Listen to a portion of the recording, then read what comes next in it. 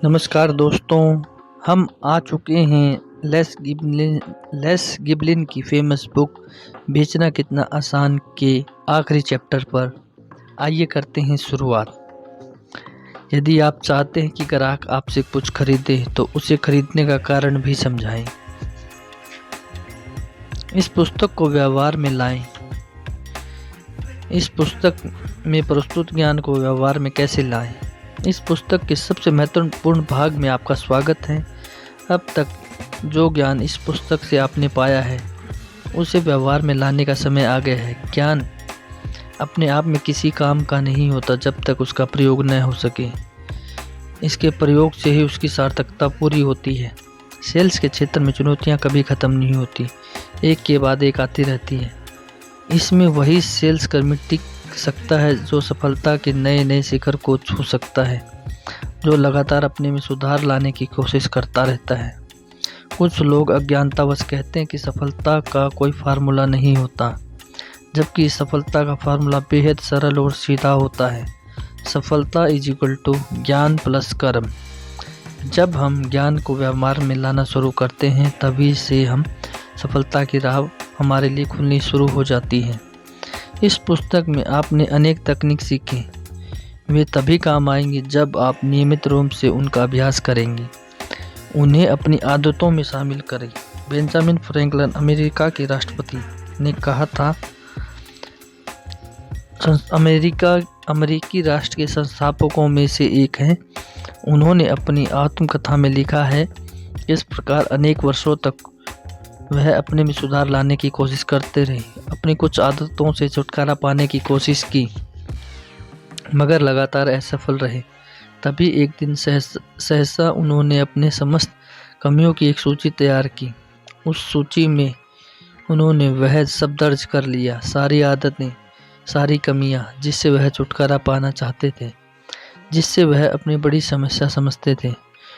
उसे उन्होंने पहले स्थान पर रखा, दूसरी सबसे बड़ी समस्या को दूसरे स्थान पर रखा और इसी तरह उन्होंने एक पूरी सूची तैयार कर ली।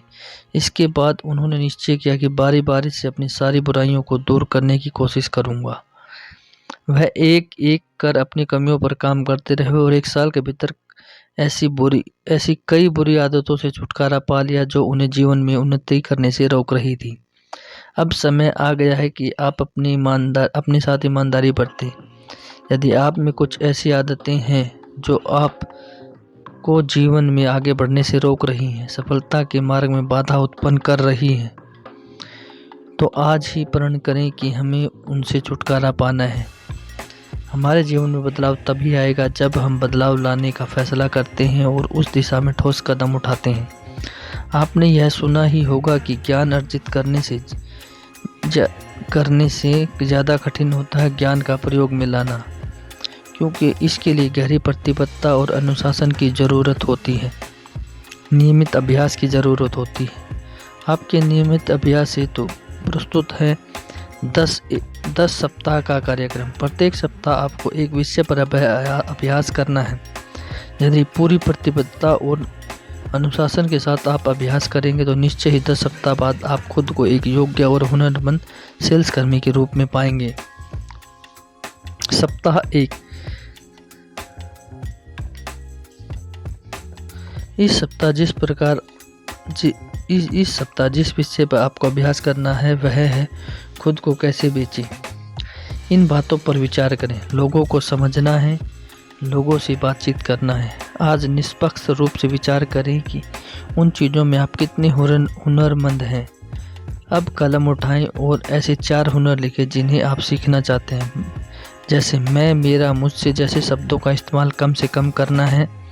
आप और आपका जैसे शब्दों का इस्तेमाल ज़्यादातर करना है। आप अपने बारे में कम बातें करें और ग्राहक के बारे में ज़्यादा बातें करें। यह सिर्फ आप तय कर सकते हैं कि कौन सा हुनर आप सीख सकते हैं। सेल्स के किस क्षेत्र में आपको अधिक सुधार लाने की ज़रूरत है, उनकी सूची बनाएं। यह भी विस्तार में लिखें कि कौन सा तरीका आप किसी हुनर को सीखेंगे। अपने विचार, अपने लक्ष्यों को लिखना न भूलें। उनके सामने अगले सप्ताह की तारीख लिख दें ताकि आपको याद रहे कि 1 सप्ताह तक आपको उन्हीं बिंदुओं पर काम करना है। इन्हीं हुनर को सीखने के लिए अभ्यास करना है। एक सप्ताह बाद आप अपनी प्रोग्रेस रिपोर्ट तैयार करें। ईमानदारी के साथ लिखें कि आप क्या सीख पाए, क्या नहीं सीख पाए। इसके साथ ईमानदारी बरतते रहें और अपना आंकलन करते रहें। प्रोग्रेस रिपोर्ट में साफ साफ लिखें और आप संतुष्ट हैं या असंतुष्ट। यदि असंतुष्ट हैं तो आगे अपने अभ्यास में किस प्रकार के बदलाव लाएंगे, यह भी स्पष्ट करें। अब आपको यह एहसास हो चुका कि मात्र 1 सप्ताह की कोशिशों में आपके पास सकारात्मक परिवर्तन आ चुके हैं। इस सप्ताह नंबर 2, इस सप्ताह में आपका विषय होगा खुद को कैसे बेचें, लेकिन एक नई तकनीक को अभ्यास करना है। लोगों को महत्वपूर्ण महसूस कराना है।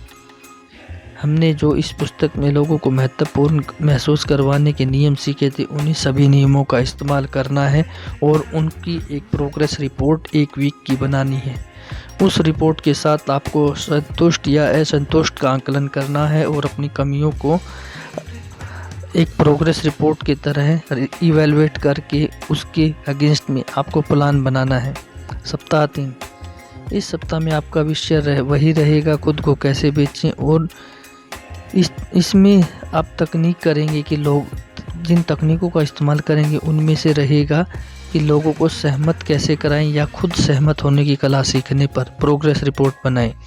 इसी प्रकार किताब के सीखे गए सभी अध्यायों को धीरे धीरे इस्तेमाल में लेके आएं और 10 वीक का कंप्लीट प्रोग्रेस रिपोर्ट बनाएं और इन सभी प्रोग्रेस रिपोर्ट को बारी बारी से आंकलन करें और उसके अगेंस्ट में अगर आप संतुष्ट नहीं हैं तो उनके अगेंस्ट में अपने एक्शंस तैयार करें।